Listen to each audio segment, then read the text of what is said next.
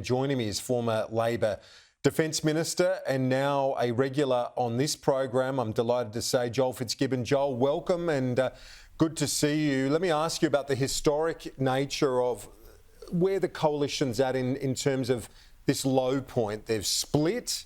Historically, you've known the Nationals better than anyone really over the years, having that regional seat of Hunter for so long, as did your dad.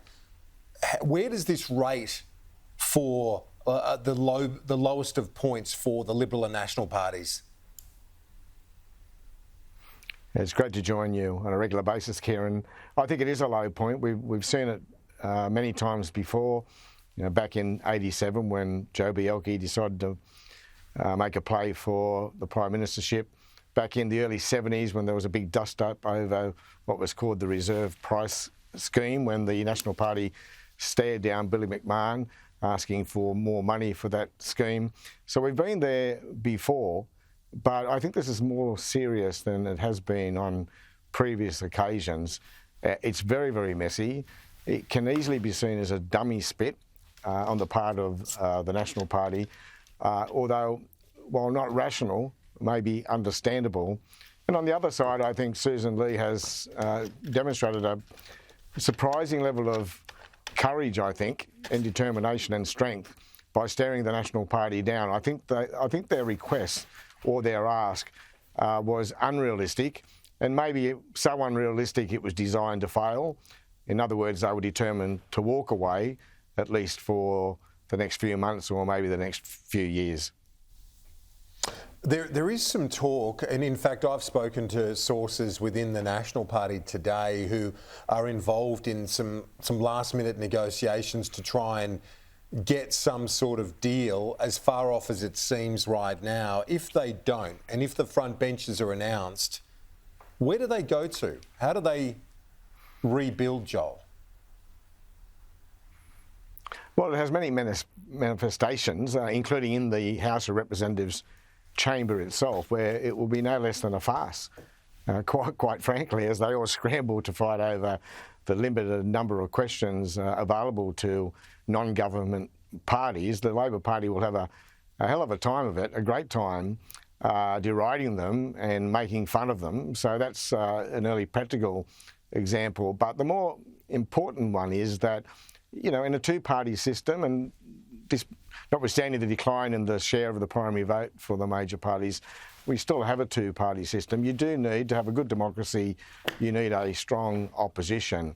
And they can't be a strong opposition divided. I mean, the Liberal Party very rarely gets close even to forming a government in their own right. John Howard came very, very close in 1996, about one seat short. So to be a government, they need to be in coalition with the National Party or with someone. And it's hard to see any other option other than the National Party, maybe the Teals.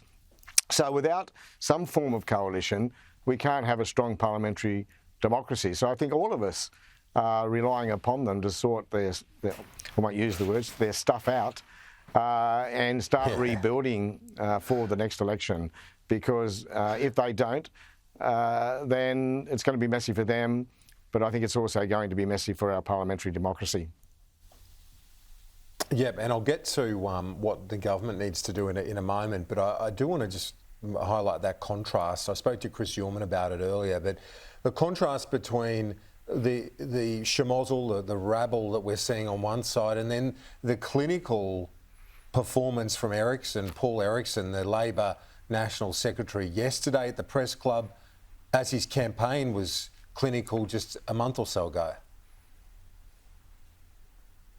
Yeah, a very good speech by Paul Erickson yesterday. He laid it out very nicely. And, as I watched that, I was wondering how we didn't see it more clearly throughout the election campaign. I think we all got that one a little wrong. But a powerful speech, and I think he made all the right points and laid down the right foundations for what Anthony Albanese will do over the course of the next 3 years at least. Yeah, and so in that sense, what does Labor need to do now, the Albanese government, with a thumping majority? It's at least 2 terms, you would imagine, barring a catastrophe, at least 2. What does it need to do?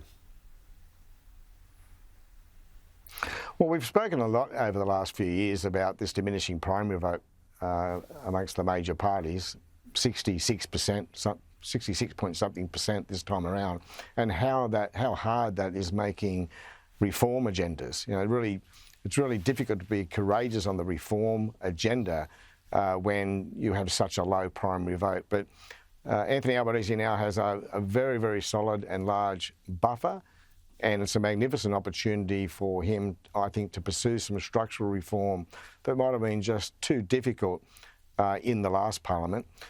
But in addition to that, of course, he'll be determined not to break election promises, and that restricts him somewhat. But I think Erickson put it well yesterday, talking about the idea of not getting ahead of themselves, the idea of avoiding hubris.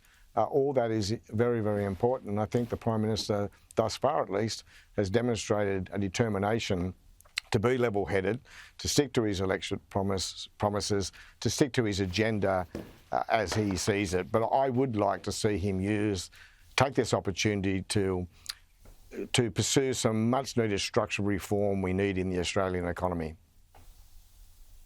Yeah, well, we will have many, many months to talk about it. Joel, great to catch up. We'll see you next Thursday. Thanks.